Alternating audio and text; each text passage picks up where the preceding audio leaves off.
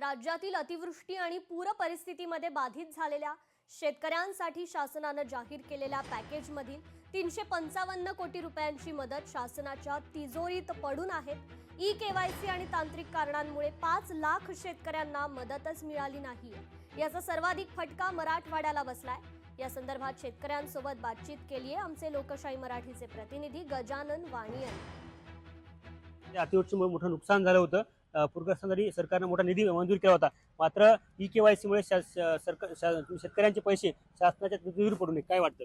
दिवाळीच्या आधीच शासनाने शेतकऱ्याला भरघोस मदत देऊ असं सांगितलं होतं, परंतु ई-केवायसी फॉर्मॅट काहीतरी ते एक दुसरं सांगितलेलं आहे, त्याच्यामुळे शासनाचे पैसे काय पडत आणि शासनानं 18,500 रुपये हेक्टर असं देऊ म्हणून जाहीर केलं, परंतु काही शेतकऱ्याला 6,500 रुपये हेक्टर प्रमाणात पैसे पडाले, ते बी तुरळक शेतकऱ्याला, आणि बाकीच्या अडचणीमुळे ते पैसे काय पडत नाहीत।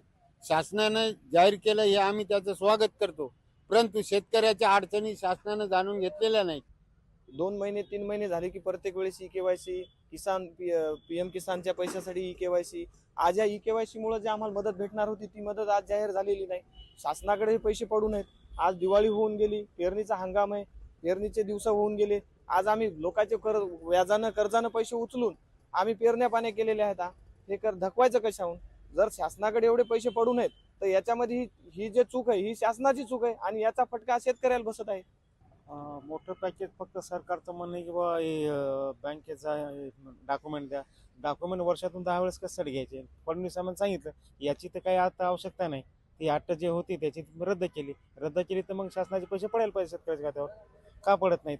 आपण बघितलं ह्या शेतकऱ्यांच्या समस्या आहेत। संपूर्ण या अतिवृष्टीमुळे शेतकऱ्यांचं मोठं नुकसान झालेलं आहे आणि ई-केवायसी मुळे शेतकऱ्यांच्या 355 कोटी रुपये जे आहेत ते शासनाच्या तिजोरीत पडून आहेत। याचा सर्वाधिक फटका आता मराठवाड्याला बसल्याचं पाहायला मिळते। कॅमेरामन राजेश सोबत गजानन वाणी, लोकशाही मराठी, हिंगोली। लोकशाही मराठी ऐका, पहा, जागरूक रहा।